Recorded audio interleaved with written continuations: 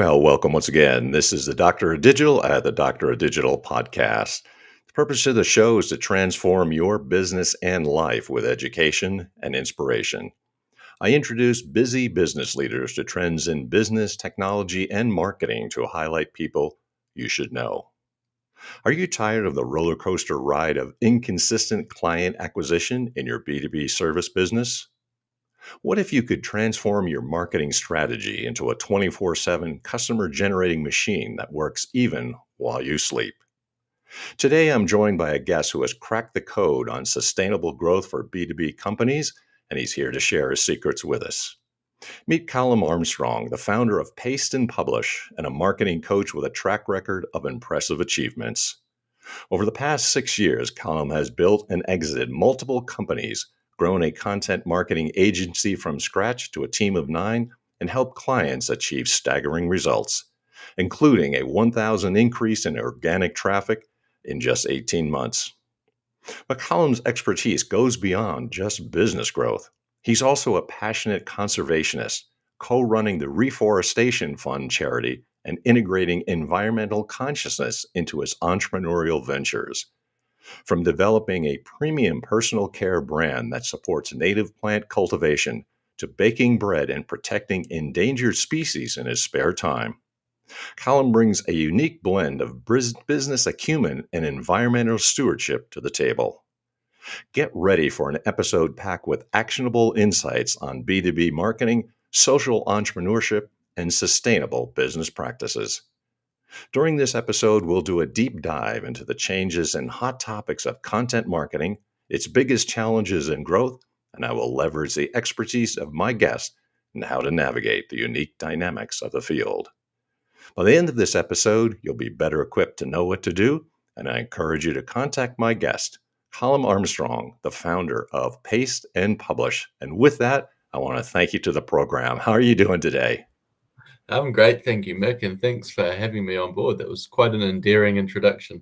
Well, you bet. And you deserve all the accolades that you have coming your way. So I'm really curious about tell us a story because you got an unusual and unique background. How did you get into this field in the first place? Yeah, so great question. I grew up in a family with my father running businesses, and so I was always learning about how business works on the side. I had a few ventures growing up, selling stuff at school, that type of thing. I had an environmental and a science-minded background, but I decided to go down the business and marketing path. Left uni, worked for the family business, and I was selling carpet of all things, driving around my home country, New Zealand. And throughout this time, I first thought, this green grass, this lush land is so beautiful. Hmm. And I was blown away by it. After about a year of that, I realized that this used to all be native forest, and now it's mostly farmland. That stuck in my head. I ended up leaving that company a few years later, went traveling, and I discovered this plant called Manuka. You might have heard of Manuka honey, Oh, but yeah. the oil from this plant has amazing health benefits, and the science is pretty phenomenal. But as I got into it, I found out that this plant Manuka is also the first stage in bringing back a native forest. I learned Oh, about other native plants that had other medicinal properties in New Zealand, and this brought out the idea that if we could create demand for native plant extracts on a global scale, we could help landowners to make it profitable to bring native forest back to their land and restore their ecosystems. So I flew okay. home. I started this company called Manuka Essentials, and as I was doing that, selling natural skincare with native plants, I was contracting as a marketer on the side. Um, that when lockdown hit, my first business, Manuka Essentials, went to zero, and I had a bunch of clients that were getting great results that said, "Hey, can you build an agency?" I didn't really want to, so I said, "Hey, look, we're going to do 5% of our revenue to help the environment, and we're going to give back to nature." So we did that. We built that to a team of 9 people. But I found that I was so busy spending time working on managing a team and managing all aspects of the client delivery, and getting great results, but it wasn't necessarily fulfilling, and I was just working all hours. Hmm. So I also realized that whilst the idea of creating demand for native plant extracts was great, there were other ways that we could help nature that were more effective. So long story short, over a few years, I sold the Manuka Essentials business, and I wound down the agency and turned my business Paste and Publish into a B2B marketing coaching and consulting firm. And we started a charity. As you mentioned, it was the Reforestation Fund, but we recently rebranded to Conservation Amplified. I'd love to share why we did that and how we're helping nature to thrive. But yeah, that's I guess the long story into a short few minutes. Yeah, and it's pretty interesting because you got a story, but you've also gone through some significant changes. So you had both, and I'm very curious then, where are you now? And what would you say are some of the hot topics that you can address? Because you have had some changes over the years and pretty dramatic ones at that. Yeah, great question. So now it's mostly me in Paste and Publish. We're very small and boutique. We have a few clients at a time that we provide really good service to, and we just focus on getting results for. Rather than taking on all of their marketing work, I normally come in, help to upskill and train the client and connect Okay. them with really good quality service providers, and then train them on how to manage those people. Every client's different, so we tailor it to what their needs are. But quite often I say, look, you're not actually ready for marketing, so just do some Mm, sales, look after your customers. On that business is really we use the money from Paste and Publish to run our charity, Conservation Amplified, and to create the space to be self-employed, doing really good work for clients so that we can sustainably grow this charity. Now, I'm not sure what it's like in America and other countries if you're listening from other parts of the world, but here in New Zealand, conservation is done largely by the community. okay. It's very underfunded by the government, and so there Mm, are over 2,000 community groups around our country of volunteers that show up. Some are paid, but it's mostly volunteer. okay. Um, the barriers to our biodiversity being restored are awareness and funding, and they're desperately needed. We have more endangered species than any other country in the world. We've had more extinctions in the last 1,000 years than any other country in the world. We've lost, Right. I think it's like 90% of our wetlands, 99% of our seabirds. Yeah, I could go on, but there's amazing work being done, Okay. and people don't know about it, even in their own backyard, and the money's just not there to help. So when we started, we were focused on getting funding, and that was the Reforestation Mm, Fund, which is a story for another day. But now we focus on raising awareness because awareness precedes funding. So we run a podcast called the People Helping Nature podcast, where we tell the stories of people helping nature. It's aimed at people that care about the environment. They want to learn more, but they don't know what they don't know. And we help to connect people, share their knowledge and stories, and help them to get involved in a fun way that sparks people's curiosity.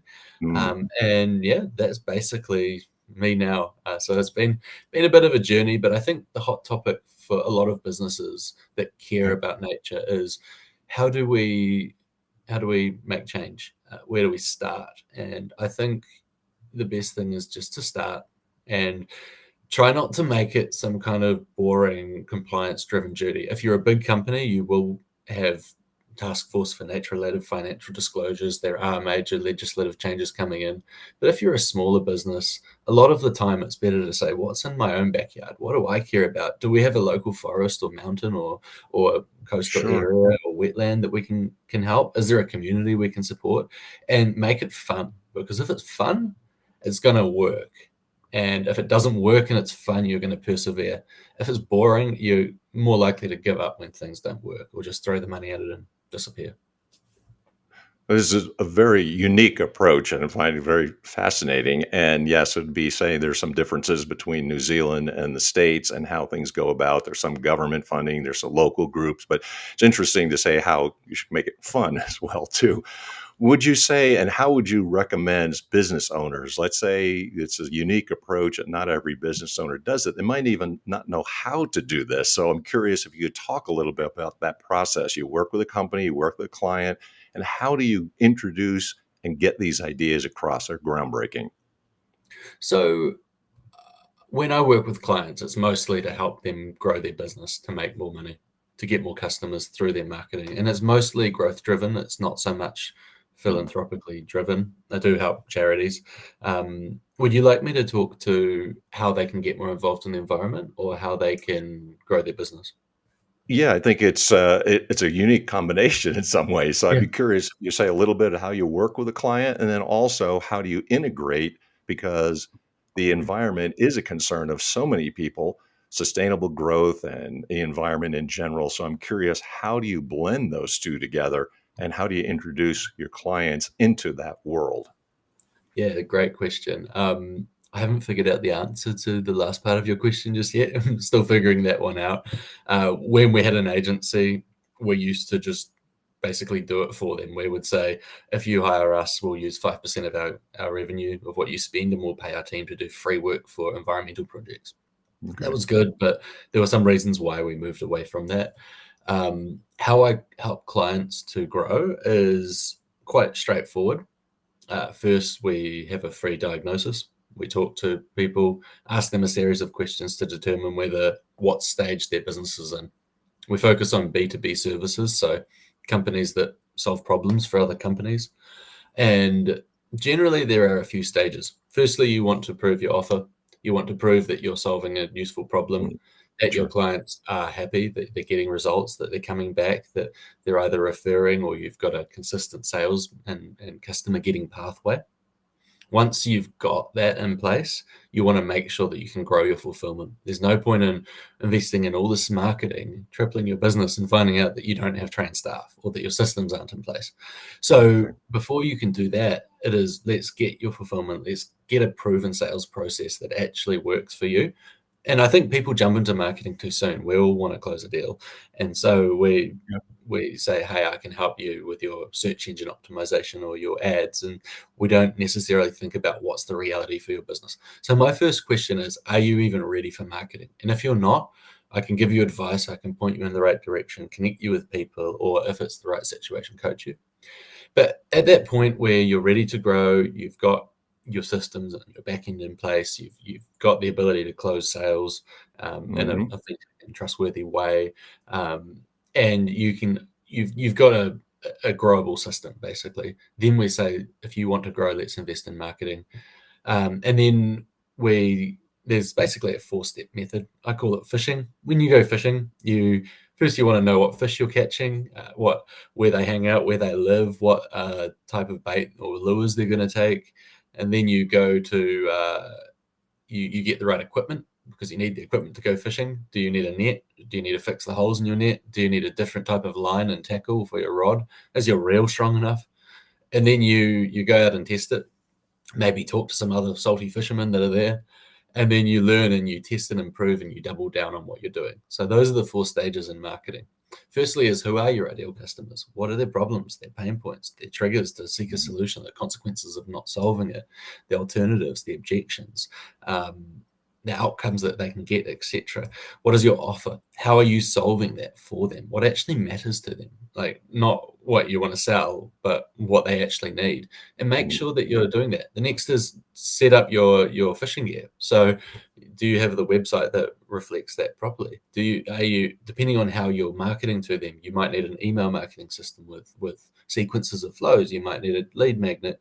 You might need sales pages. You might need your analytics set up. You might need a content plan. You might need your ad account set up. Lots of different things you might need, but that's setting up based on the strategy you have in place. Then you're going to test it. A lot of Right. things don't work in marketing. Yeah. I'd say that 8 out of 10 things that people try don't work. And Okay. that's, I could be wrong. I could be just underestimating it, but I think we like to hang our hat on our wins, but we don't always admit that there's a lot of things that don't work that we try and they're just a cost of learning. So you test different things. And then as you find out what works, you double down on that and you test new things and grow. So that's the framework basically that we work through with clients to grow their business. Um, as for the environmental factor, how do you as a business get more involved? This is going to depend on you personally. Here's a few ways that you can get involved, and I'm Okay. happy to chat more if you want. You can get in touch with me. Um, the first one is, can you do staff work days helping an environmental group? Uh, well, firstly, are there communities that need help that don't have the resources Mm, or funding? Because if you can say we'll bring 20 or 30 staff to help your project, that's going to make your staff happy. It's going to make them more loyal. It's going to be team building, but it's also going to help. sure. Can you, if you have requirements in your business that can be performed by an environmental group, and this isn't going to be relevant to a lot of businesses, can you outsource that? For example, if you're a farmer and you have a wetland on your farm and there's a wetland protection society in your area, rather than being at loggerheads with them saying, are you protecting the species in that wetland? And you know that you've got an obligation to fix this and you care about it, can you maybe outsource part of that contract that you would have paid your staff to do and just give it to them as a contract? And they might use staff and volunteers, but that's going to give them consistent funding to do their work. That's another method. There is the rise of a concept called biodiversity credits coming out, and it's something to look at, but it is still in very early stages. But how this works is you essentially give money to protect a certain amount of habitat, and but it's very complex, so I wouldn't go too far down that rabbit hole until we see more development in that space. But yeah, that's a few tips and recommendations to how you can grow your business and how you can help the environment with your business.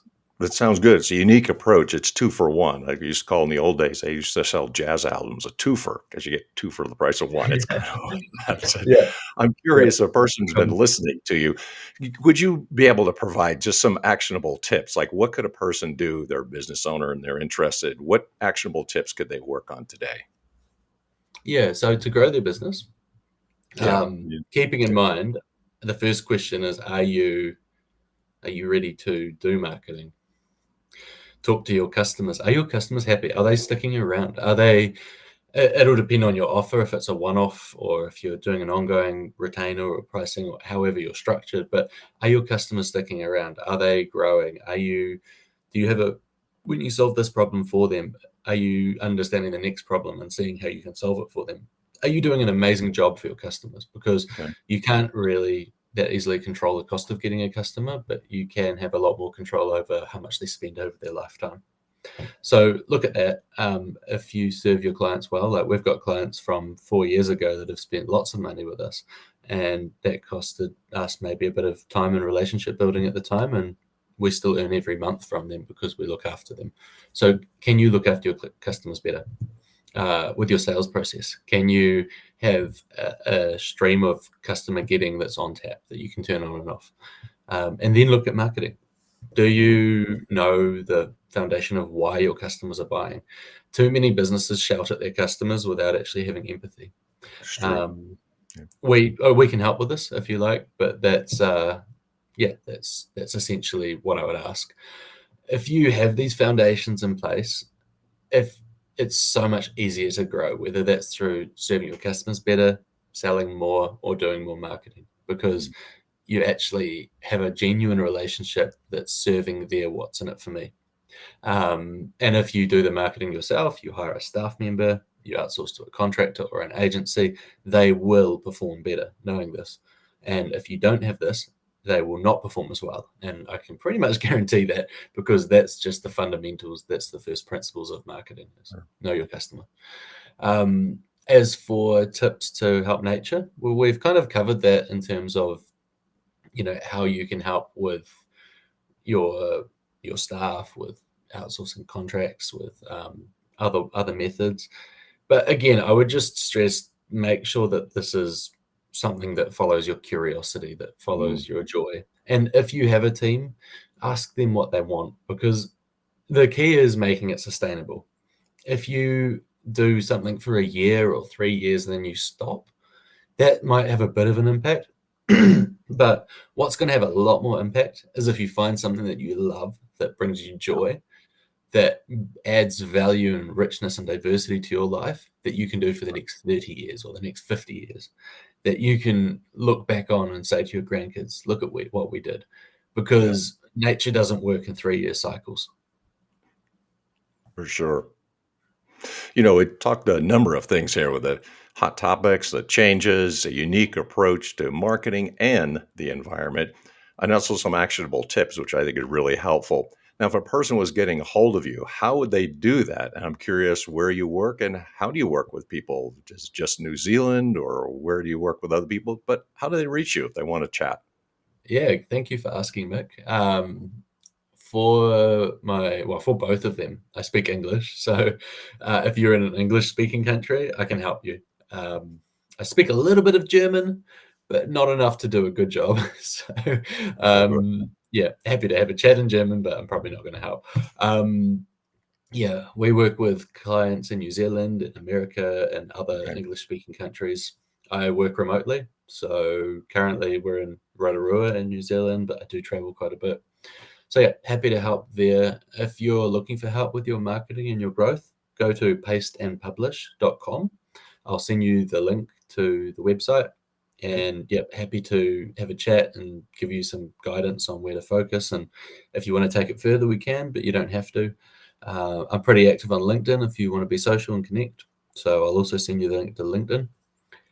If you're interested in our charity and our podcast, People Helping Nature, go to conservationamplified.org or search for People Helping Nature podcast on Spotify or YouTube.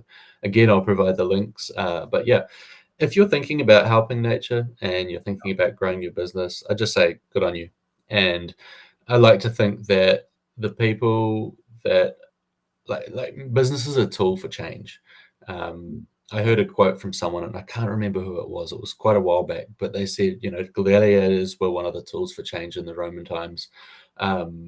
Explorers and colonists, I guess you could say, although I don't want to use that word too liberally, were a tool for change in the last few hundred years, and now entrepreneurs are the tool for change. I don't know if I fully believe that quote, but I do think it's interesting that when you run a business, you are diverting and allocating resources to what you need to allocate them to. And if you are in that position, you have this amazing, phenomenal potential to allocate resources to make your life better, to make your staff lives better. And if you want to help the environment, you don't have to, but if you want to, you're in one of the best positions to do that out of anyone in your society. So yeah. Awesome. Makes the world a better place. Thank you Yeah. so much for all the Yeah. insights and all the things that you're saying. This very unique approach and a very interesting approach to the whole field. Thank you for being my guest. I'm much obliged. Thank you for having me. It's been such a pleasure being on here, and I've really enjoyed your humor and just yeah, the fun of being here. So thanks a lot. I appreciate it. All right. Thank you, sir. If you like what you're hearing, and certainly I hope that you do, make sure that you're liking, subscribing, positively reviewing, and also sharing with other people on social media. I'd like to thank the promoters of the program and the sponsors. That is both the publishers of Burning America and also On Track, Ian Hunter. And if you want to reach out to me, by all means, please do. I help business leaders, CEOs, entrepreneurs break through their obscurity through written presentations, building credibility and authority. You can see me on Idea to Author Coach. And of course, if you're just an everyday person, quoting Sly and the Family Stone, feel free to reach out as well. Until the next time, this is a Doctor of Digital podcast.